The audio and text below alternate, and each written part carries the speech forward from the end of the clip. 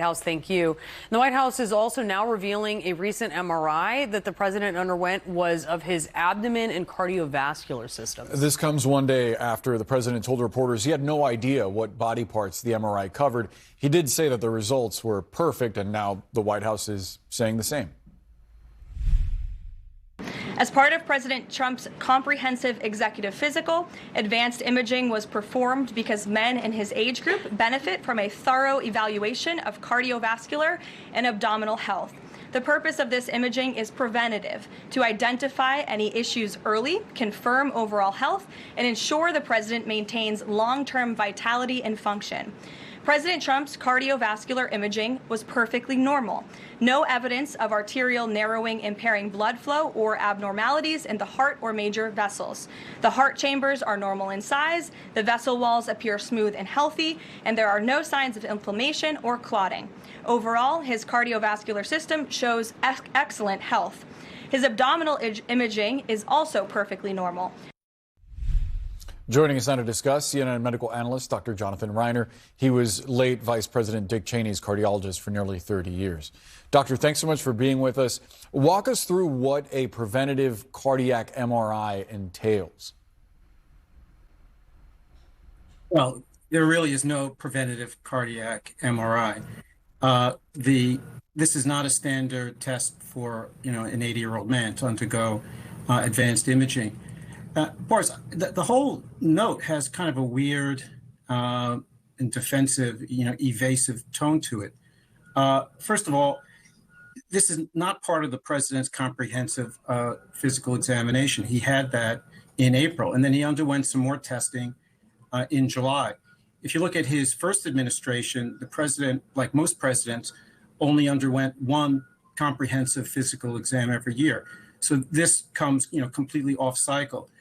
Second, it's filled with euphemisms. Again, Dr. Barbara Bella, the president's physician, states that he underwent advanced imaging. Well, what specific advanced imaging did the president have? Was it an MRI, as the president said? Was it a CT? Did he have both? Why not just spell it out? It's as if a patient came in for a chest X-ray, and then I only told people that the patient underwent simple radiologic imaging. Just spell it out. This is, again, not part of comprehensive screening, particularly, abdominal imaging. Why would someone undergo preventative MRI imaging or CT imaging of the abdomen? This obviously was performed in response to some clinical concern, which is fine. Things happen to people as we all get older, and the president is almost 80.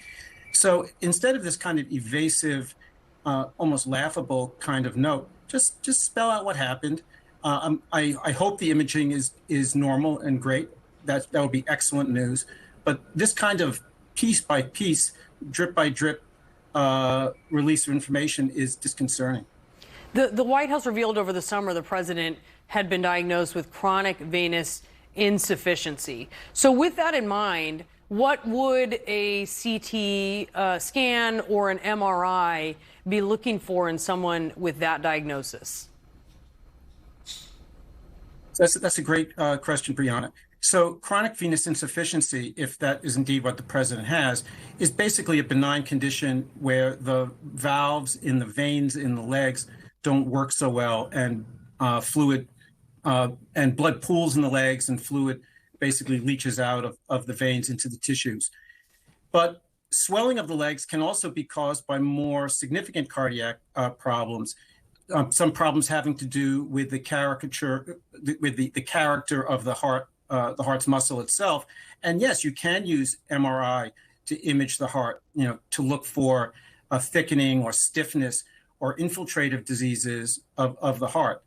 So if his team was doing it for that reason, well, that's important to know, and that's a more significant issue than simple preventative imaging.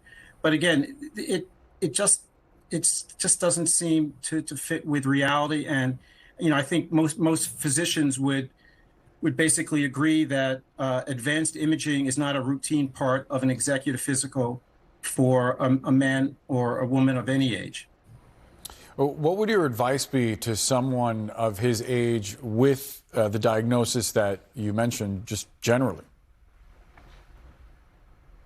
Well, again, we don't really know what kind of testing he had in July. It seems like they repeated his echocardiogram, which is an ultrasound testing of the heart to look at its structure and function, and that can often give a good sense for whether swelling in the legs is coming from the heart, or whether something more benign like the chronic venous insufficiency.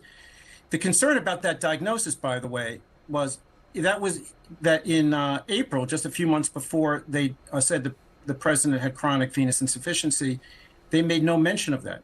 They said there was no evidence of swelling.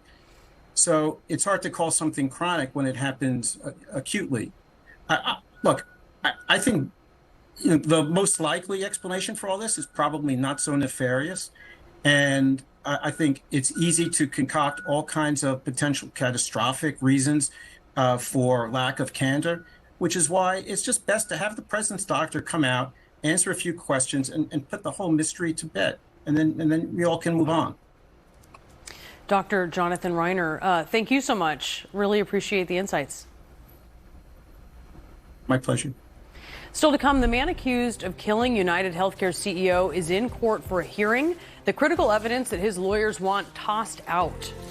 Plus, a new storm set to bring heavy rain, ice, and snow to nearly half the country, as many areas are still digging out from last weekend's big blast.